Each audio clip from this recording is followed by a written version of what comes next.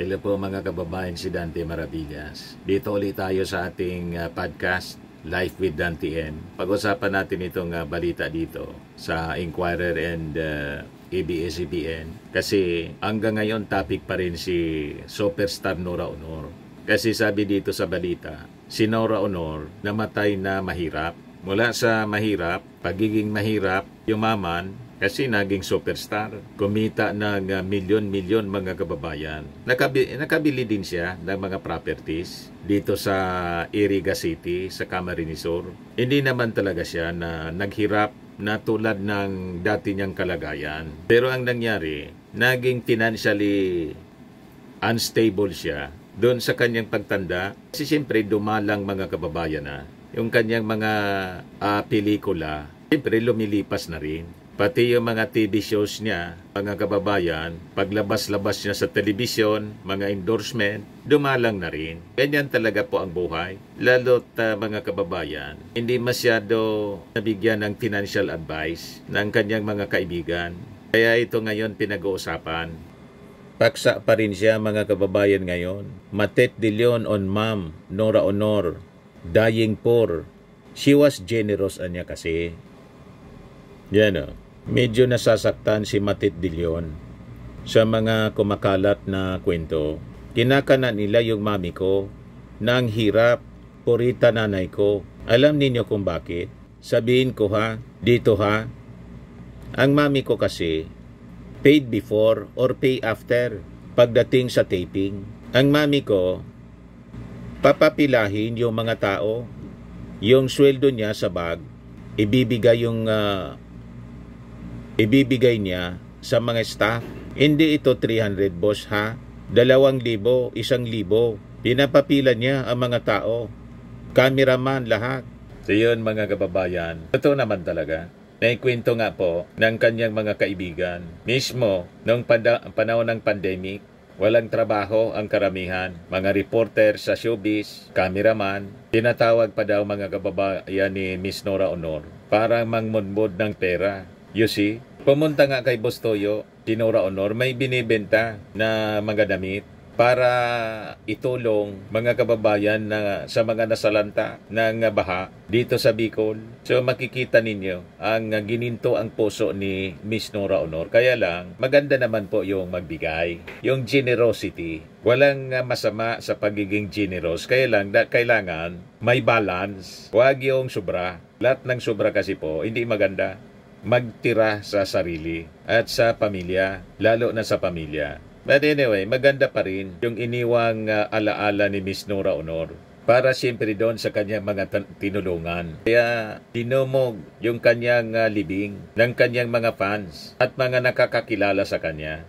Yan o. 4 months after the death of Nora Aunor, her daughter Matet de Leon spoke up in defense of the late national artist, responding to claims of the former allegedly being poor up to the final moments of her life. De Leon said Aunor was generous to a fault. Sabi niya sa kanyang interview sa kanya ng motivational speaker na si Chinkitan sa YouTube channel nito, when the latter brought up past talks of the veteran actress financial problems. Hindi siguro bumili ng libro ni Chinkitan. Yan ako bumili na po ako para matuto. Ano ba? Diary of Apolobi. 22 money lessons on how to avoid going broke. Paturo po kayo imbes na sige lang ang Facebook natin. Magbasa ng mga libro na makakatulong po para mapasiguro natin yung ating pagtanda. Bundle po yung binili natin, may budget diary, ipon diary, yayamanin diary. Paturo tayo, ang gabay mo sa pagyaman at pag-asenso. Utang, may utang free diary. Pero kahit hindi pa po ako nagbasa nito, mga kababayan, na libro ni Chinkitan, na bayaran na namin yung pagkakautang namin. Importante talaga na you have to decide na maghanap ka ng paraan para mabayaran yung lahat na pagkakautang. Di ba? Ito pa, may negosyo diary para malaman natin yung mga akma sa ating negosyo. Huwag mahiya na magpaturo. Sabi natin, maganda yung tumutulong tayo. Tumutulong kami. Araw-araw akong tumutulong. May kumakatok dito. Para akong DSWD. May laging umihingi ng tulong. Nasanay sa akin kasi nasa mainstream tayo. Talagang may programa po ako na tumutulong sa mga nangangailangan. Umalis na ako sa radyo, ganun pa rin. Hindi pa rin makalimutan ng mga humihingi. Pero kailangan natin ibalanse. Huwag sobra. Pasiguruhin yung yung para sa pamilya at para sa retirement po.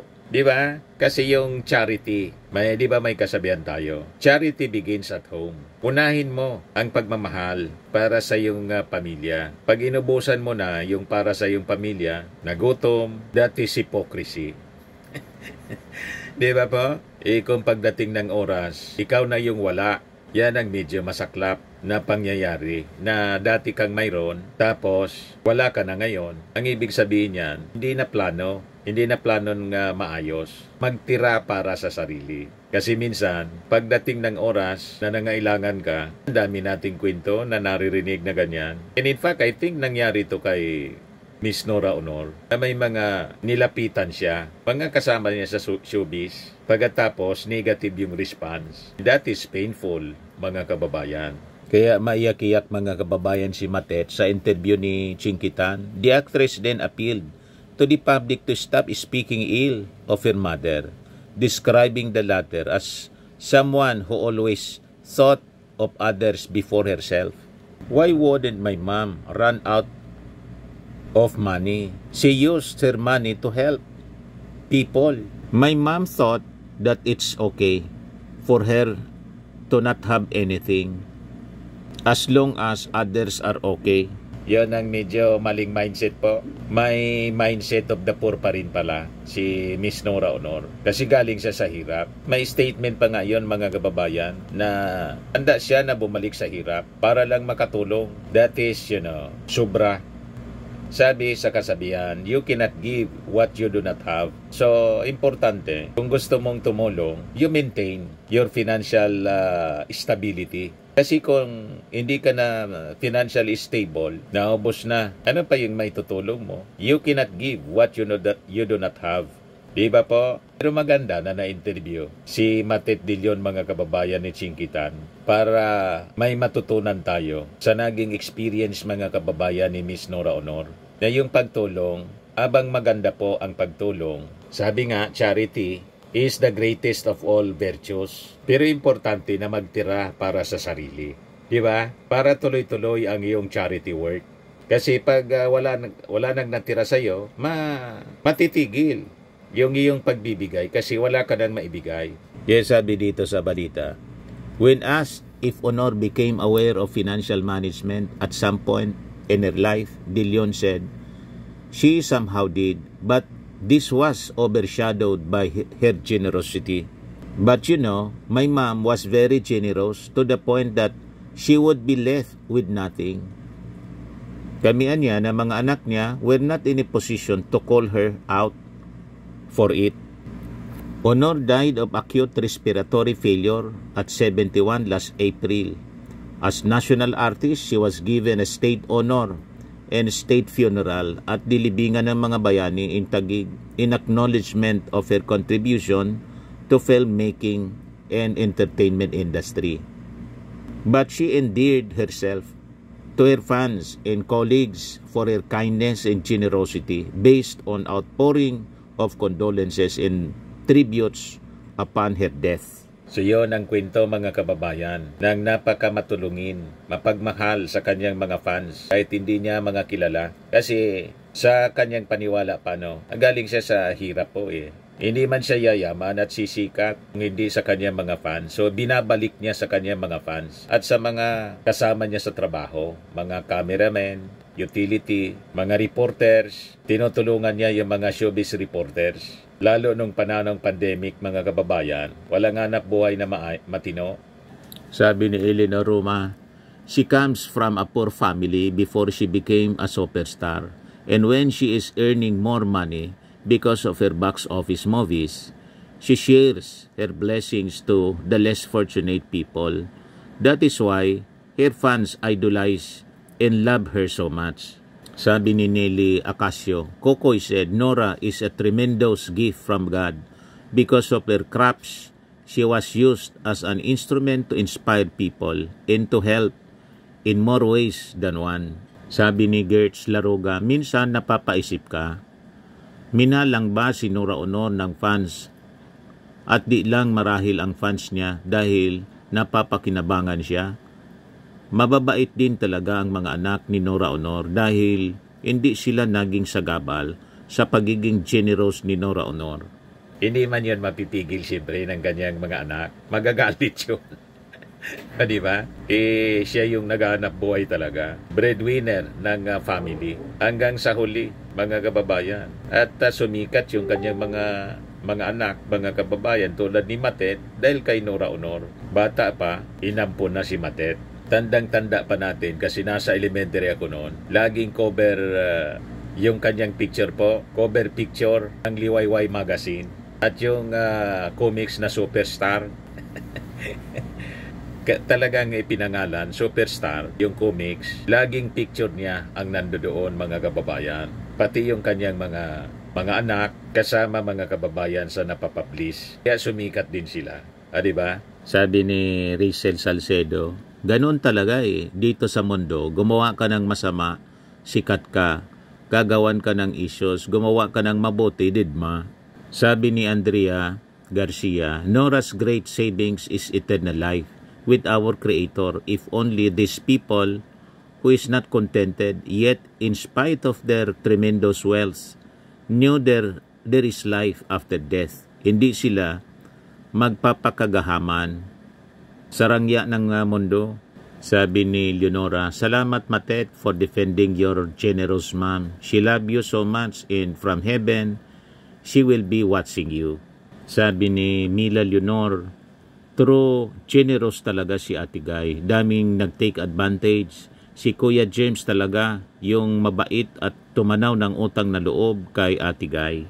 Sabi ni Angelita, kahit naman si Direk Joel Yamangan nagpatotoo kung gaano kabuti ng puso ng superstar.